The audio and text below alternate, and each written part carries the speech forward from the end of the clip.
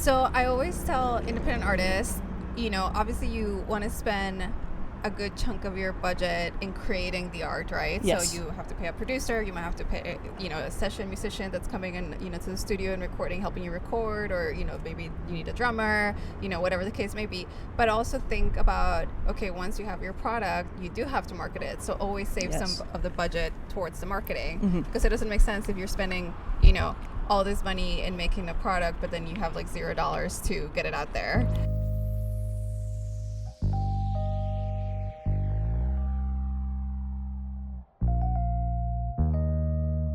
Hi, I'm here with Jaz Valencia for Seen and Heard. How's it going? Good. Hi. Hey. And today it's going to be a little different because we're going to talk about the music industry a little bit more, I think. And I haven't really done that yet because Jaz owns a fantastic music agency in Los Angeles. Thank you. Yes, it's called JV Agency. Yeah, that's right. Yeah. And I'd love for you to start to tell us about the agency as it is today. Sure. And then we'll kind of go into how it got started and how you got into the musical world and all of that. Yeah, definitely. So it's JV Agency, and we're mostly based here in LA, although we do have some people on the East Coast and in Nashville, so little hubs everywhere. Nice. And today, we work with artists of all sizes, independent, up and coming, your A-listers, a little bit in between, all genres, and we basically just help with all of their marketing.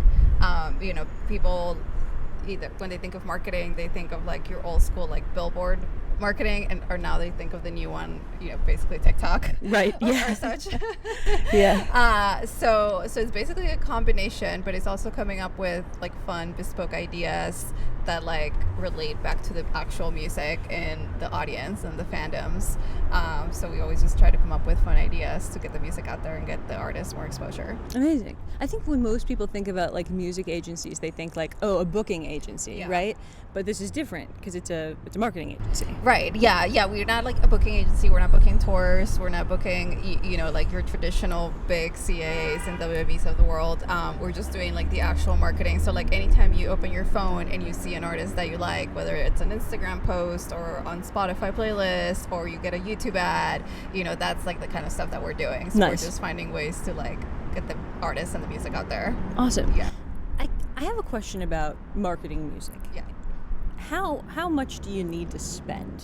I know that's a super loaded question, but like I feel like a lot of people think it's useless, like because I can't afford what the like major artists can afford for their marketing, and I don't have a label that's backing me.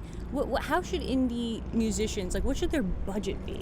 So I always tell independent artists, obviously you want to spend a good chunk of your budget in creating the art, right? Yes. So you have to pay a producer, you might have to pay, a session musician that's coming in, to the studio and recording, helping you record, or, maybe you need a drummer, whatever the case may be.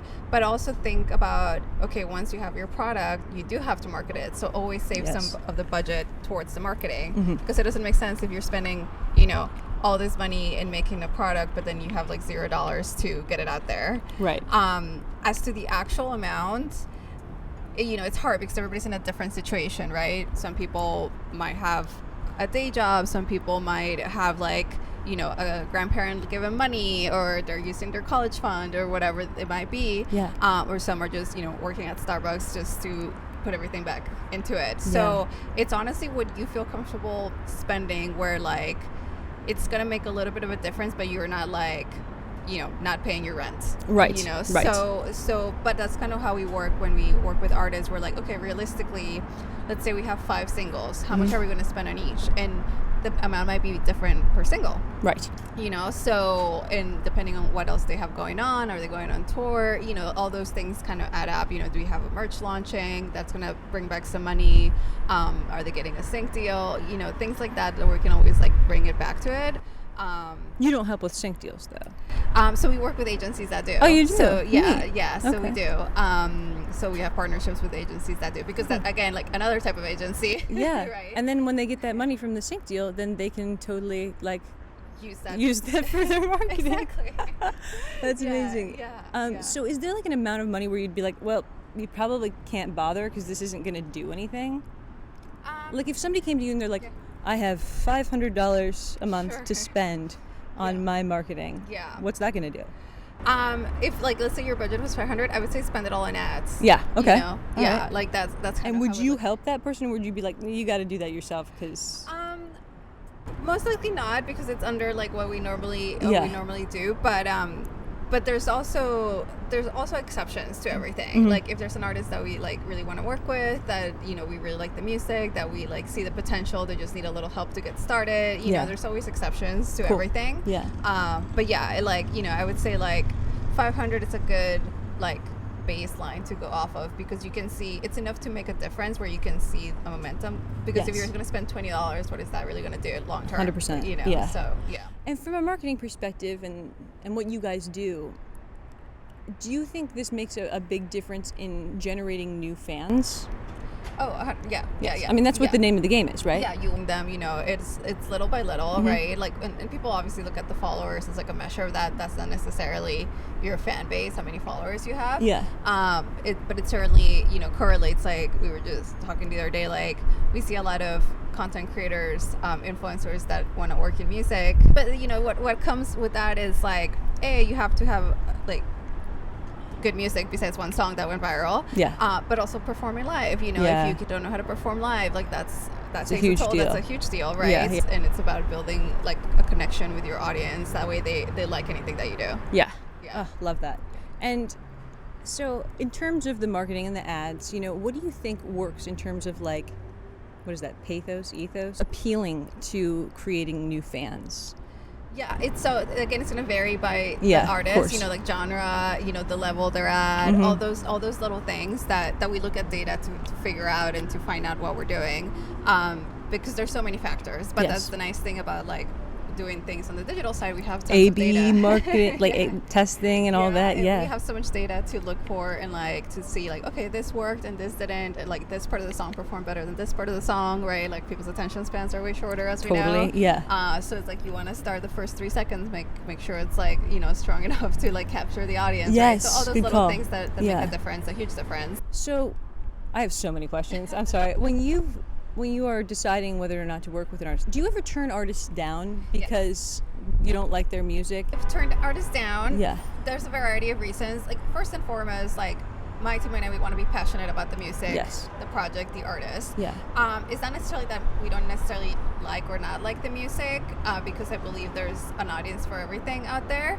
But it's a matter of like the artist's work ethic. We want to make sure that the artist is willing to work hard, and like the artist has to want it as much as we do for them. And they have to have the bandwidth and understand this is at the end of the day, even though it's creative and fun and everything, it's still a business, right? So and our job is to help you make a career out of that, out of doing what you love. So if you're like, you can't like half do it, you have to be all in. So that's like the main reason why we turn down artists, because we get like maybe a conversation or something that we're like, okay, you're not 100% in, and you have to be 100% in. And you have to take sometimes sacrifices. To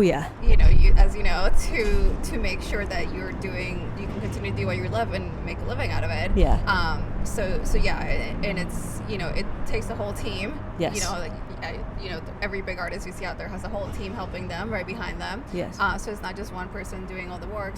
But everybody needs to like have the same, be aligned.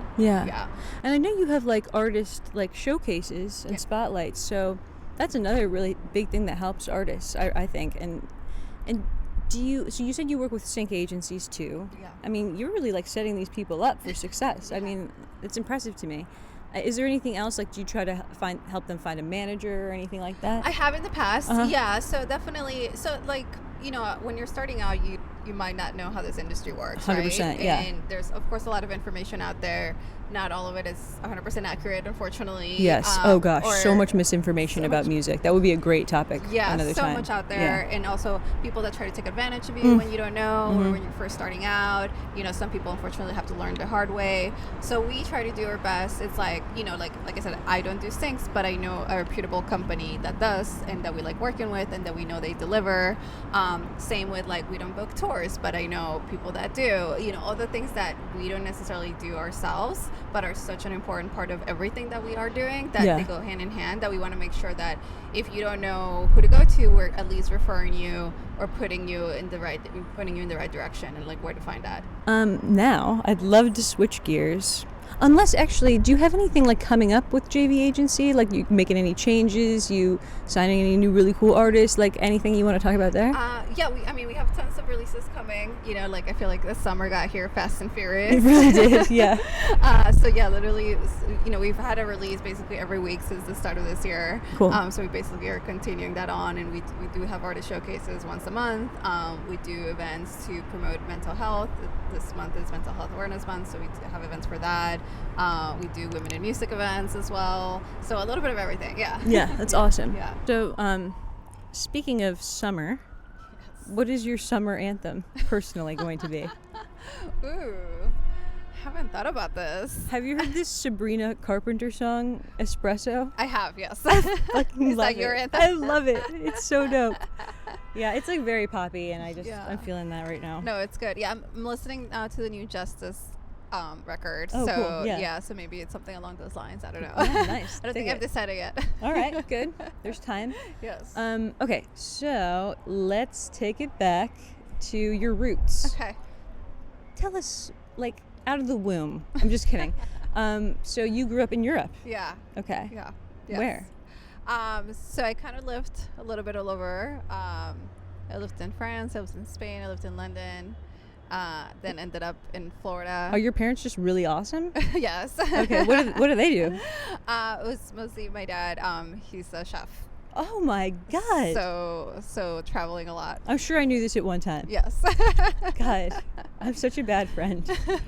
Okay, Yeah. Awesome. So that's a lot of different places to live. Yes, And yes. so you probably were exposed to a lot of music in all those All places. kinds of music, yeah. All Yeah. kinds of music, yeah. And I mean, also like from my dad's side, he plays the drums. Awesome. When he was a teenager, he was in a band that was popular in cool. Spain. Oh my God. So there's that. So Hell yeah. I always had like rock music. Amazing. And then I have an older brother who listened to hip hop.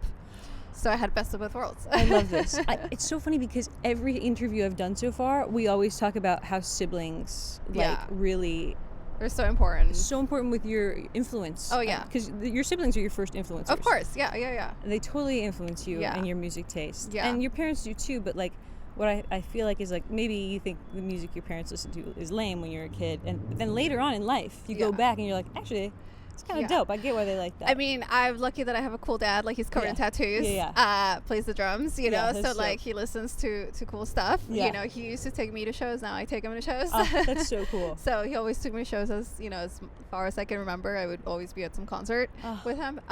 So that's good. And then my brother listening to hip hop, which was great because then it was, a little bit of everything. Yes. And then, of course, as you grow older, you kind of find your own taste. I started going into more like the punk world. The Ramones were a big influence. Oh, love that. And then just as I got older, I just listened to a little bit of everything, and of course mainstream pop as you do. Yeah. You get into that. So I listened to a little bit of everything, which Love is great. that. Yeah.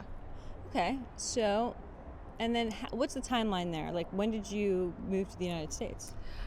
When we'd always come back and forth. Okay. Like, we'd have family in San Francisco and Florida and DC, so it was always kind of like my dad also worked in DC, so he was kind of trapped. You see, like a famous chef? A little bit.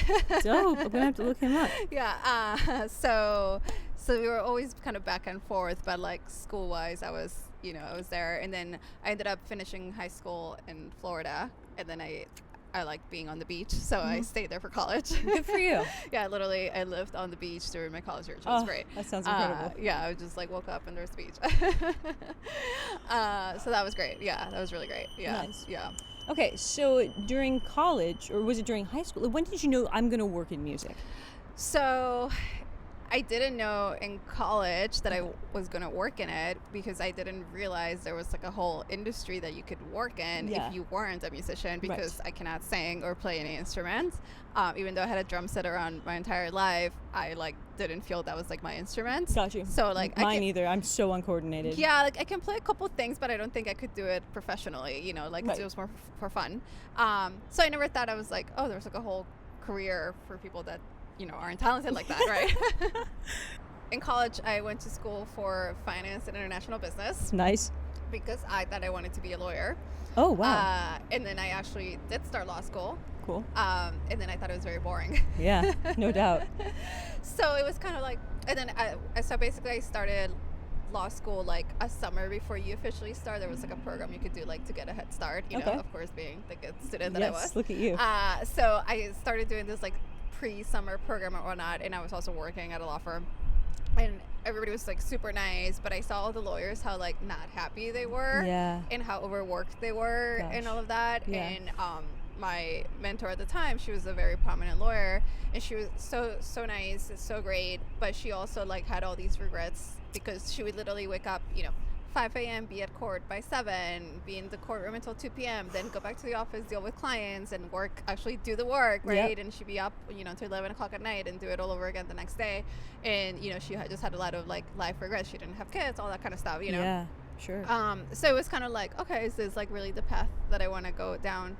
And so I was kind of, like, thinking, I'm like, well, I haven't officially started law school, you know, I still have to. So basically my decision was made, like, okay, law school will always be there. Yes, absolutely. Ready to take my money? Yeah, they want it. You know, they certainly want it. Yeah. So a good friend of mine, she's like, you know, I saw this program. It's an MBA, but it's focused in the music industry. Ooh. And she's like, that seems like right up your alley. Yeah, that's sick. So I like looked into it, talked to, you know, school, the advisor, all that stuff, and it was very interesting, and like it kind of opened my eyes to like there was a whole. Where is this? Florida Atlantic University. Oh, I had no idea that existed. In Boca Raton, Florida. Oh, cool. Oh my God, that rocks. And yeah, it was kind of like so interesting that there was this whole side of the music industry that I wasn't really aware of, because I've always been, you know, like growing up going to all these concerts, I would always somehow end up backstage or make friends with the artists, like I just naturally like gravitated to them and all that stuff. So I never like realized, oh, there's a whole side of the industry that doesn't have to be with like being on tour or like actually being a performer, until I I like discovered that program that my friend found. So I was like, you know what, let me give it a try. At the end of the day, it's still an MBA. Yes. So I can always like pivot into business if I need to. Totally. I was always very entrepreneurial growing up. Yeah. I did a lot of little things. I love that. So did you make like little businesses and stuff? So yes, they were kind of controversial. Oh. I'll give you an example because it's a fun one. In high school, I would charge people to not mark them absent in the office. Oh my God, I love you. I love you so much. So you know how like if you missed school, like they would like mark you absent and they would like call your parents or whatever. So I figured out a way to like not do that. Oh my God, that's very devious. And then so I would charge students to like, you don't want to be absent today, no problem, I got you. Oh, that's so resourceful, so that was dude. like one of them. Yeah, there was other things along those lines. Yeah, love it. We'll do it off the record. I sold desk wash at school in 3rd grade and got in trouble for it. Oh my God. Yeah, because I made this boy give me an IOU. And then my teacher found the IOU. It was just soap and perfume. Oh my God, that's hilarious. I love it. See, we were so creative. We were so good. So good. Yeah. So good. So yeah, so I would do things like that along the way. So you were on a trail to get your MBA. Yeah, so I figure MBA, this one just happens to be focusing in the music industry, which was an industry that I loved, you know, as a fan, right? Yeah. Didn't realize that I could like have a career in it until I found this program. And then so I did the MBA, and then my summer before, like I had 1 year left. It was a 2-year program. I had 1 year left, and I was like, okay, I have a year left. I'm gonna need to get a job after I'm done. Yeah. What's the best way to do it? So my advisors were like, you need an internship. Cool. So I was like, okay, there's so many options. So I looked at some of the artists that I was listening to at the time, and I looked at what labels they were on, and they were mostly all under Island Def Jam. Oh, yeah. So I was like, let me apply there. Cool. I applied, got the internship, went to New York for the summer. Mm-hmm. It was such a fun experience. Where's that office? It's on, the original one was Worldwide Plaza, which is like 8th and 50th, but since then it has moved to a new location. But it was great. Oh, fun. And like first day I had such a great experience. The whole summer was awesome. Loved it. They liked me so much that I had to go back to Florida to finish school, but because I was doing online things, they were like, you can help us out from Florida. Nice. So I was doing things from Florida and for the artists. And they paid you? Yeah. Hell yeah. And basically as soon as I graduated, they like moved me to New York, hired me, moved me to New York. Wow. I had a job, and I was, as they say, the rest is history. Right. Oh my God, amazing. Yeah, so that was kind of like my first experience into the music industry, interning there, and I had a great time. I loved it, and just kind of went from there. Wow. Yeah. Okay, so you were working for the label. Yeah. And then what was your role at the label? So I started interning at the digital marketing department. Cool. And then I got hired in digital marketing, and then so I hired as a manager, and then just kind of worked my way up in that department. So I kind of had every role, intern, manager, director, all of that, Yeah, okay. Yeah, so that was my role. So I was helping artists with their digital marketing. What did you like most? Like which level? Yeah. Ooh, that's hard to tell because they all had like obviously different responsibilities and different freedoms. Mm-hmm. But throughout the years, I got to work with amazing artists regardless. Yeah. So I think maybe like director was good because it was like you still had enough responsibility, but you weren't the big boss. Right. Yeah. Totally. So it was like a little bit in between. Yeah. Wow. Yeah. Wow. So you really like worked your way up at Def Jam. Yeah. Wow. I did. Yes. That's really dope. And so, what were some of the big artists you work with there? Oh gosh, literally anybody from like Mariah Carey to Shawn Mendes to Justin, like. Wow. You name it. And you met all of them. Yeah. That's so sick. Yeah. Was there something with the Killers? Yeah. Yes. Yeah. The Killers. That's as what well. I remember. Like seeing that somewhere with you, and I was like, oh, I loved the Killers. Yeah, they're great. I love seeing them live. He has Brandon Flowers, right? Yeah. He has so much energy. I've never seen Oh my God, yeah. someone perform like that, and He's he just great live. doesn't get tired. No, he'll keep going. Is he real? He is real. Wow, amazing. Yeah, he's great. That is so cool. Yeah. So, okay, so then fast forward. Then how did you decide to? Was it after Def Jam that you? So it was kind of like, as you might know, major labels do restructures. Like they Yes. just did one now a couple months ago. Yeah. So they had restructured.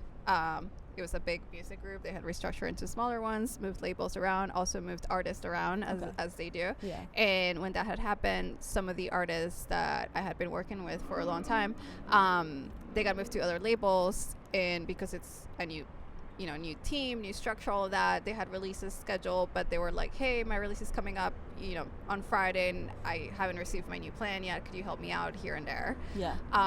So I started getting a lot of those from artists that I had worked with for a while that were at new places now, all under the same umbrella, just a different label. And so I was like, at first I was just like, let me help you, They missed you. Well, I was their friend, right? Yeah, So yeah, I've been working with them, so I was like, yeah, I can help you. It shouldn't take too long, whatever.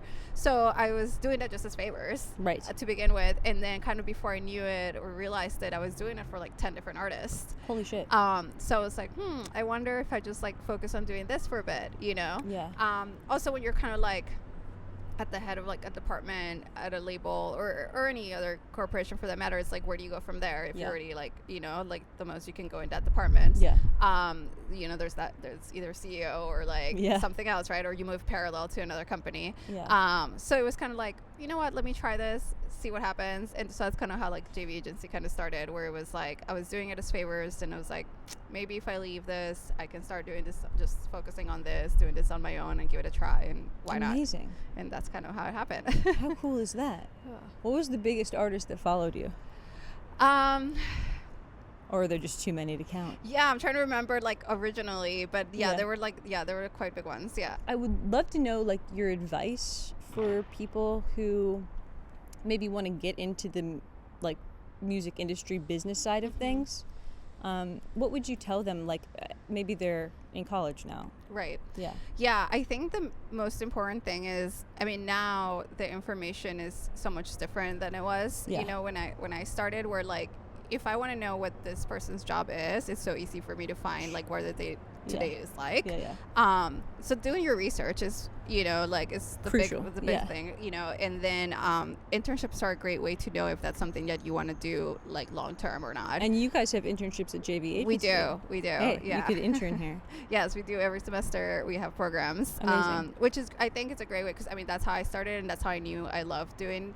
When I started my internship, I didn't really know what digital marketing was, because it wasn't really a thing yet. Right, It was kind of like it was there, but not really, like people weren't quite paying attention. Totally. Like if you were cool and you knew what it was, great, but that's about it. So it's a great way to find out what you're good at, what you like, what you don't like. You can see the person that you are aspiring to have their job, what their day-to-day is like, and what they want to do. Yeah. So it's a good way to start. Yeah. Love that. Yeah. Okay, cool. Last thing, I guess, what kind of music do you like now? I always get asked this. So for work, I have to listen to everything, right? Yeah. So like every Friday I listen to New Music Friday and just, you know. And what do you look for in an artist where you're like, oh, that's it, that's good? You know what the main thing is for me? I listen passively to New Music Friday, right? I put it on and I do my own thing. And so it has to stop me. It has to like catch my ear. Yes. You know, like when like a dog's ears perk up when they hear something, that's kind of like how I know. I'm like, oh, what is this? Let me look at who it is. Let me look at the name of the artist. Let me look at the song. Is it an album? Is it an EP? Whatever, you know, like, who are they? Like, are they new? Or are they somebody that I just hadn't heard of? Yeah. Because I'm listening very passively. You have a visceral reaction. Yeah, like it's on, and then I'm like, oh, this is nice. Like, what is this? You know, and then you go from there. You do a deep dive. But yeah, I listen to anything and everything. Yeah, like just listen to Kendrick's new track. You know, yeah. You know, to that too. Saying just Justice, I was listening to, but obviously the new Taylor, I had to listen to it and see what it was about. So, what do you think of the new Taylor? I haven't gotten to all the tracks yet. Okay. I do like what I've heard so far. Okay. You know, I know some people are saying like, oh, it sounds the same and all that stuff. But honestly, when you're at that point, like, you can do whatever you want. You can do whatever you want. Whatever you want, and it's good, and you know, it's art. So it's what she loved, what she wanted to get out into the world, where she felt like she gotta needed to always do it. respect that. Yeah. You gotta respect the art, you know, even if it's not for you. Yeah. So far, what I've listened to, I like. I liked the Kim Kardashians. Yeah. Because frankly, like anything kind of anti-Kardashian, I'm sort of into. It's all great. Yeah, and I mean, like, it's funny. The first song I listened to was Florida, and I happened to be in Florida when it came out. Cool. And it was just like, I put something on and it came on, and I was like, oh, and then it was like, oh, it's Taylor and Florence. I'm like, great. I mean, obviously Florence is amazing. Yeah. And it was just, I happened to be in Florida at the time, so it was just funny. But I was like, it's catchy if you look at the lyrics. Yeah. You know, it's quite interesting. I was going to ask you about lyrics. Like, what do you think you notice first, lyrics or music? Definitely music for sure, especially because I'm listening passively. That it has to catch my ear, and then I do a deep dive on the lyrics, and I'm like, okay, I like this, I like that, you know, like this is clever, or like I get, you know, so definitely the music first, and then I go into the lyrics. Yeah. Nice. Yeah. Oh my gosh, I love talking to you. I can talk to you all day. I know, we can man. talk all day. For real. But yeah, this was so good, and like, do you want to do like a follow us kind of JV? Where can people like find out more information? Yeah, so it's jvagency.co, the website, and then everything else is at JV Agency. Perfect. Thank you. Thank you. This is great.